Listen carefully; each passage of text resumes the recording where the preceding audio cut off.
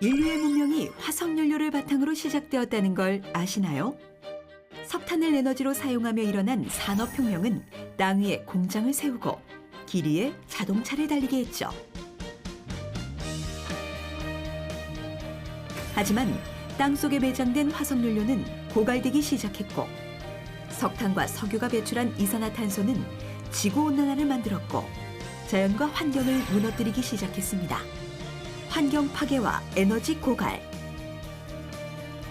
위기의 인류는 환경을 파괴하지 않는 신재생에너지에 우리의 미래를 걸고 있습니다.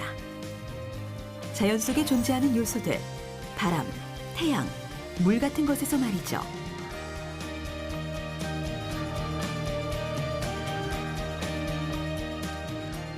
자, 무엇이 인류를 다시 살게 할까요? 오늘 우리는 쓰레기에서 그 답을 찾아보려고 합니다.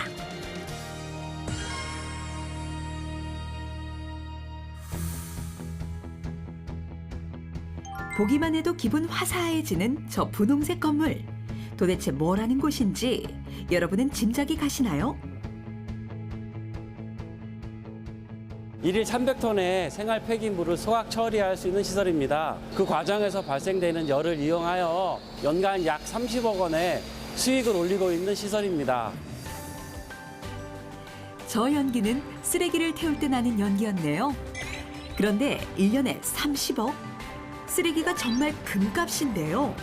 도대체 쓰레기로 뭘 어쨌길래 이런 수익이 나는 걸까요? 이 궁금증 해결을 위해서 좀 더 본격적으로 안을 들여다보기로 했습니다. 뭔가를 가득 싣고 들어오는 트럭. 저 안에 있는 게 쓰레기 같은데 어디 한번 볼까요? 역시 쓰레기가 많네요.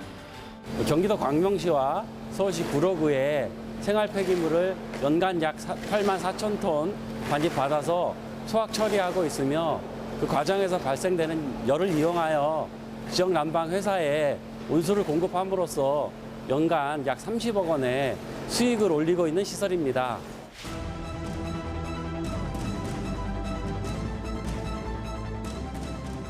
보이세요?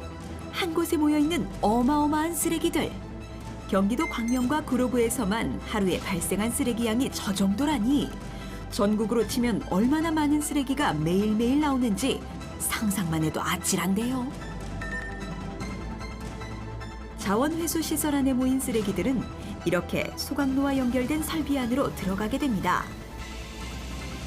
소각로 안으로 모인 생활 폐기물 쓰레기들은 고온의 열로 태워지는데요. 도대체 몇 도나 될까요? 약 950도로 운전이 되고 있습니다. 이곳 중앙제어실에서는 집화장에서부터 소각로까지 모든 과정을 한눈에 살펴볼 수 있는데요. 보이시나요? 벽면에 그려진 연소 과정과 숫자들. 이 숫자들은 쓰레기가 소각되는 곳의 온도, 양, 압력 등 모든 것을 보여주고 있습니다.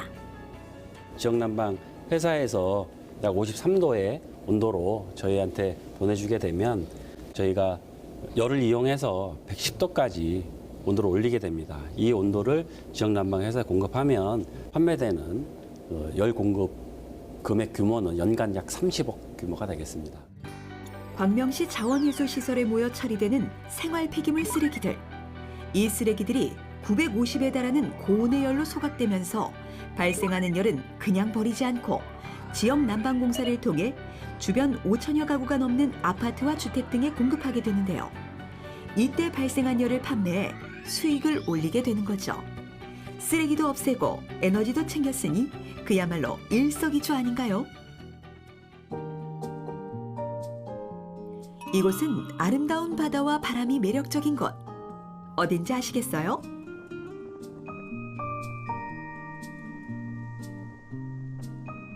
힌트를 좀 드리자면 귤이 맛있고 말이 유명한 곳. 그렇죠. 바로 제주도랍니다. 쓰레기 이야기를 하다 갑자기 웬 제주도? 라고 생각하는 분들 있으시죠? 제주도는 자연이 아름다운 곳으로도 유명하죠. 하지만 1인당 배출되는 쓰레기가 전국 최고인 곳이라는 거 혹시 알고 계셨나요? 사람들이 많이 몰리는 관광업이 중심인 제주도의 특성 때문에 생긴 문제이기도 합니다.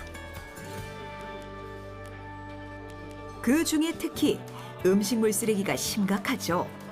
자고로 상다리가 부러질 때까지 수십 가지 반찬을 상에 올려야 대접 좀 받았다고 여겼던 우리 민족들. 그 덕분에 발생되는 음식물 쓰레기의 양도 만만치 않습니다. 게다가 관광객이 넘치는 곳이니 더하겠죠. 그래도 이분들은 남기는 것 없이 맛있게 드신 것 같은데요.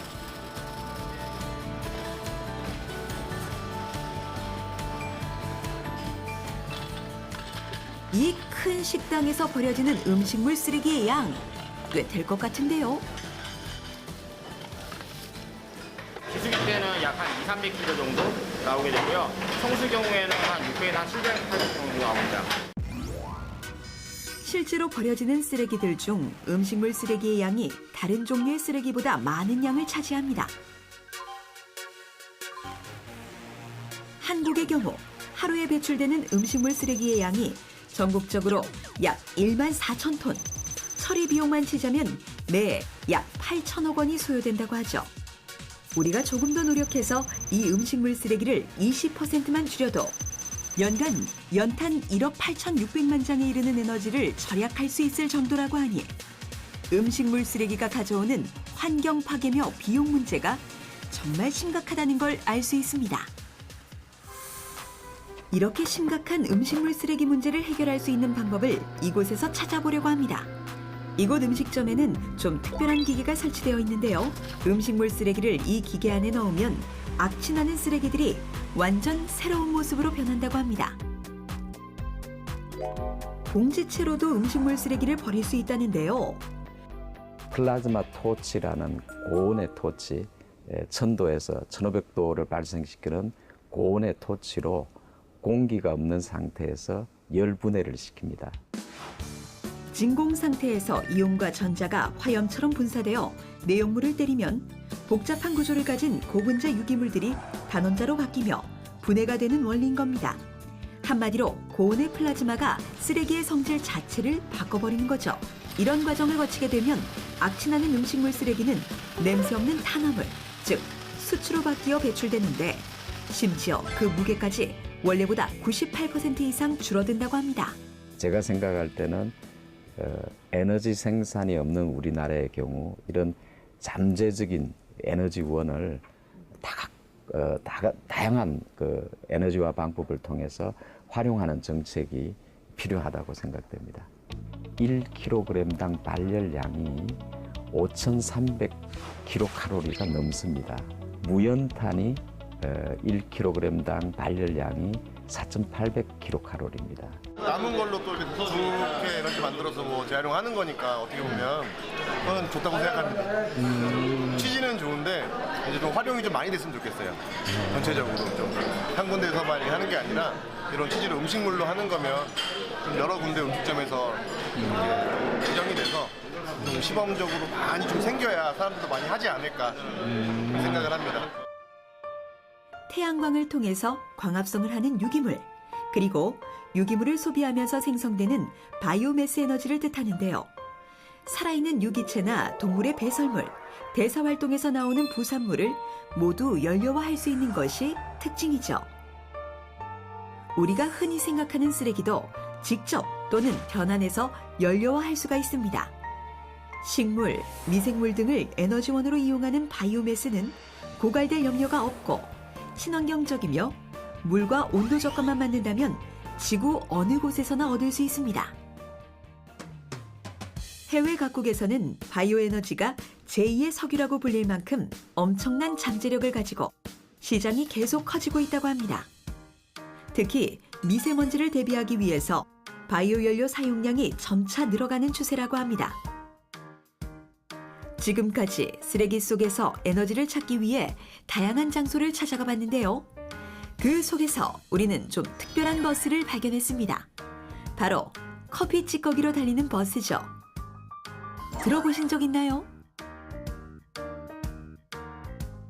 음식물 쓰레기의 일종인 커피 찌꺼기. 커피를 내리고 난 후 남는 이 원두 찌꺼기를 커피박이라고 부르는데요.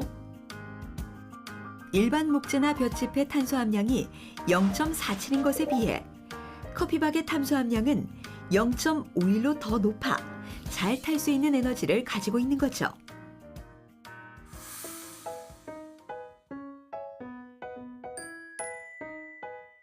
대한민국은 커피 공화국이라고 불릴 정도로 커피를 사랑하는 사람들이 아주 많죠. 아침에 마셨으면 점심에도 마셔야 하고 내가 마셨으면 옆 사람도 마셔야 하는 게 바로 커피. 이쯤 되면 커피박도 엄청 배출된다는 거 짐작하시겠죠?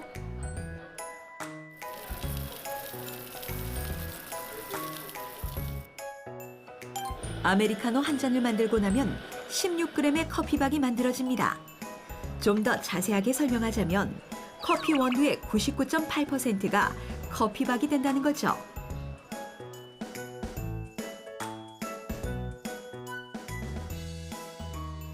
자, 이쯤에서 한번 물어볼까요?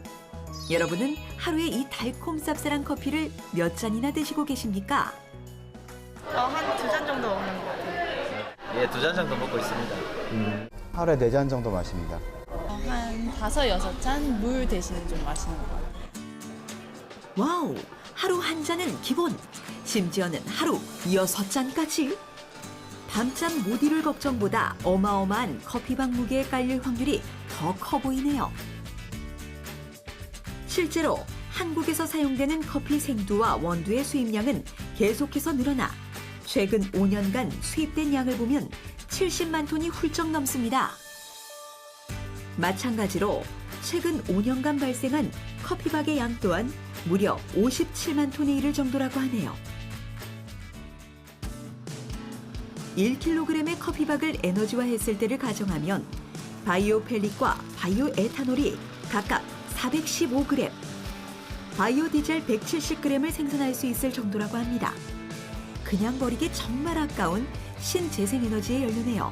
그래서 국내 지자체에서는 커피 전문점에서 버려지는 커피박을 수거해 활용하는 방법을 찾고 있습니다. 그중 하나가 바로 소와 연관이 있죠.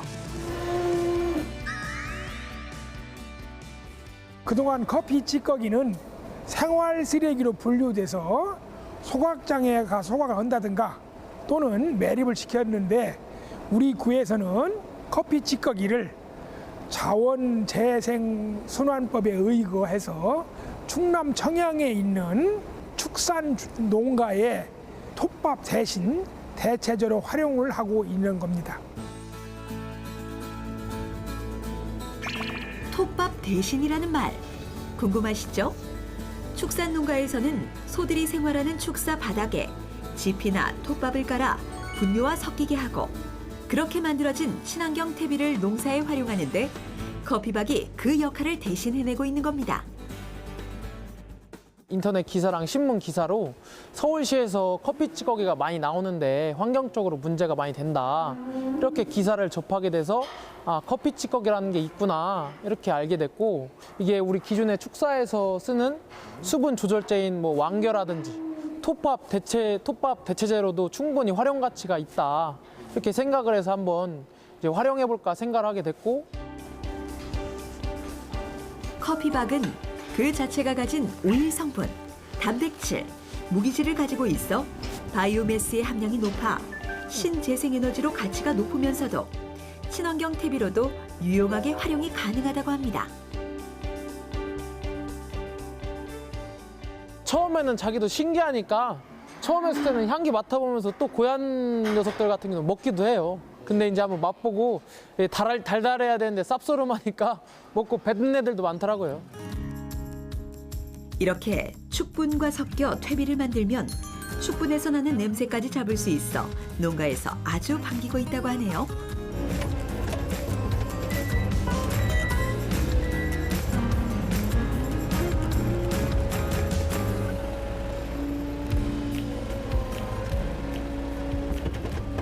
수분 조절에 활용된 커피박을 축분과 섞인 상태로 된 퇴비, 양질의 퇴비가 이제 2차적으로 농사를 지는 농가에게 드리기 위해서 이제 이 퇴비가 이제 농가들에게 이제 갈 거예요.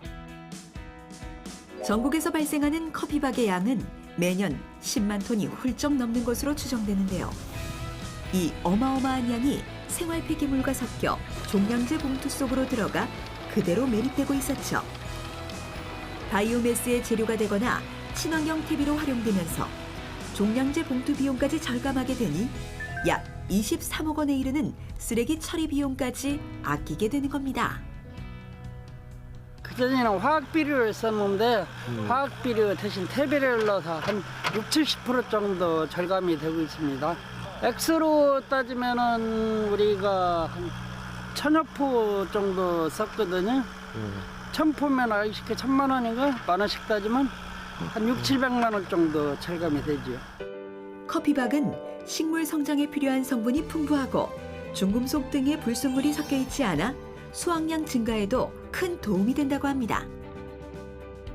가정에서는 어떻게 활용할 수 있을까요?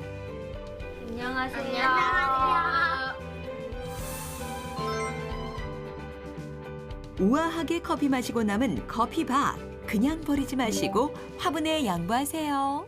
커피박은 질소, 단백질, 무기질이 풍부해서 일반 퇴비보다 더 효과적이에요. 통에 담아서 옮겨주세요. 네.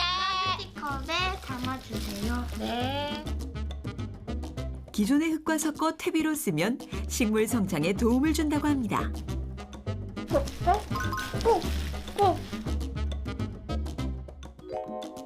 잎도 꽃도 왠지 선명하고 화사해 보이는 건 기분 탓일까요? 이렇게 만든 화분을 집안 곳간에 놓으면 병충해 예방도 되고 커피향도 나서 집안의 일석이조의 효과를 누릴 수 있어요.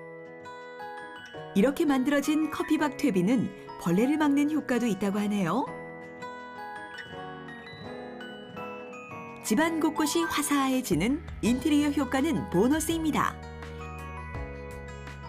화분에서 풍기는 커피향에 꼬마 아가씨도 반한 듯한데요. 커피향이 왠지 초코향 같아서 냄새가 좋아요.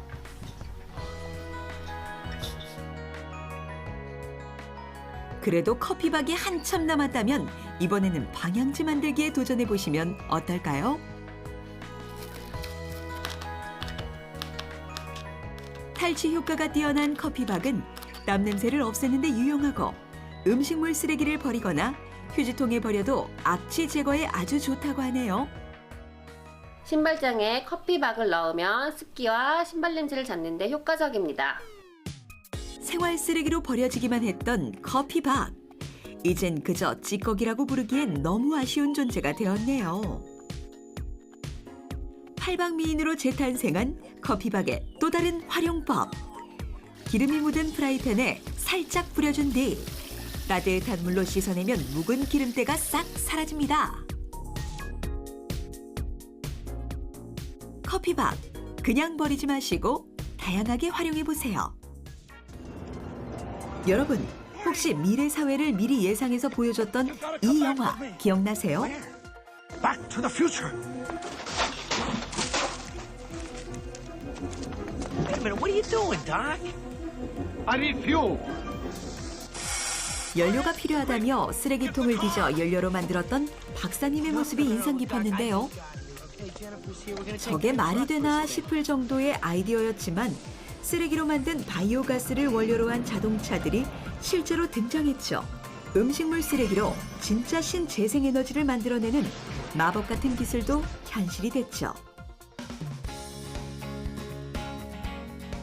음식물 쓰레기요? 저희 아빠 손에 닿으면 다 에너지로 바뀌어요. 음식물 쓰레기를 에너지로 다 바꿔주는 저희 아빠예요. 안녕하세요. 이 듬직한 마법사 같은 분이 음식물 쓰레기를 에너지로 바꿔줄 수 있다는데 어디 한번 따라가 볼까요? 이곳은 대전 바이오 에너지 센터. 수고해요. 안녕하세요. 예. 별일 없었고요. 네, 별일 없습니다. 어제 그 바이오가스 정제 설비에서 일부 분절이 있어서 빨리 조치를 지금 원활히 지금 이송하고 있습니다. 6% 정도 되는데 이게 한 20% 정도까지 오는 정도 발생했네요. 예. 그렇게 되면 어제 발생한 가스가 한 3만 1천 정도께 발생했고 음식물 쓰레기하고 은폐수를 두 개를 반입을 받아가지고 공기를 차단한 혐기성, 혐기 소화를 해서 그거를 처리하는 시설입니다. 혐기 소화를 처리를 하다 보면은 거기에서 에너지원인 메탄가스, 그러니까 바이오가스가 나오는데요. 이 바이오가스를 신재생 에너지로 이렇게 생산하는 그런 쓰레기도 처리하면서 신재생 에너지도 생산하는 그런 복합 처리 시설입니다. 음식물 쓰레기로 신재생에너지를 만들어내는 마법 같은 곳 맞네요. 그렇다면 어떤 과정을 거쳐 쓰레기가 에너지로 바뀌는지 확인해 볼까요? 이곳은 하루에 200톤가량의 음식물 쓰레기와 은폐수를 처리할 수 있다고 하는데요. 엄청난 양의 쓰레기가 있던 장소라고는 생각되지 않을 정도로 깨끗한데요.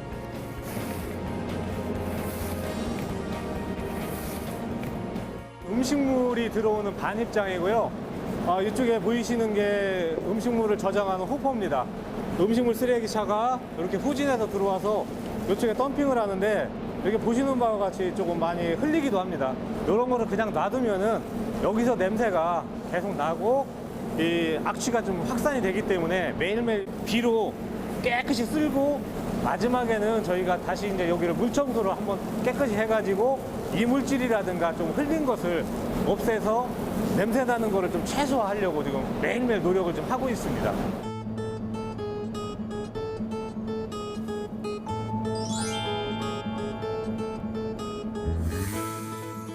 먼저 반입된 음식물 쓰레기는 1, 2차에 걸쳐 분쇄되고 다시 미세하게 분쇄가 되는데 혐기성 소화 설비에서 메탄 미생물을 이용해 음식물 쓰레기를 분해해 바이오가스를 생산하게 됩니다.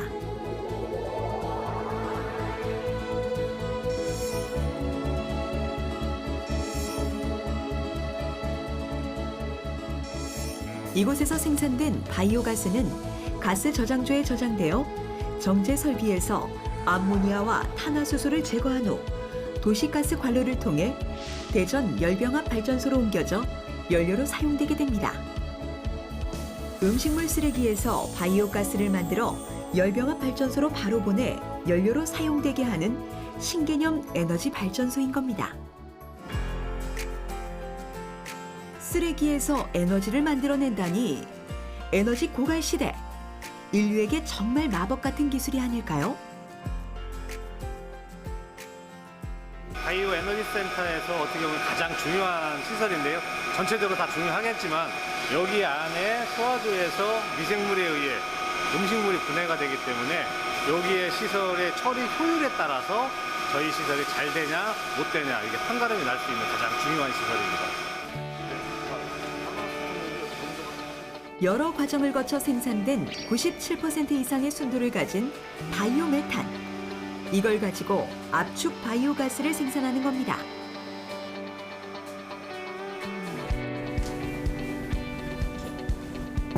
좋은 아침. 잘 지내요. 다음으로 연구실을 찾았는데요. 그날그날 들어오는 음식물 쓰레기의 성상을 분석하는 곳입니다.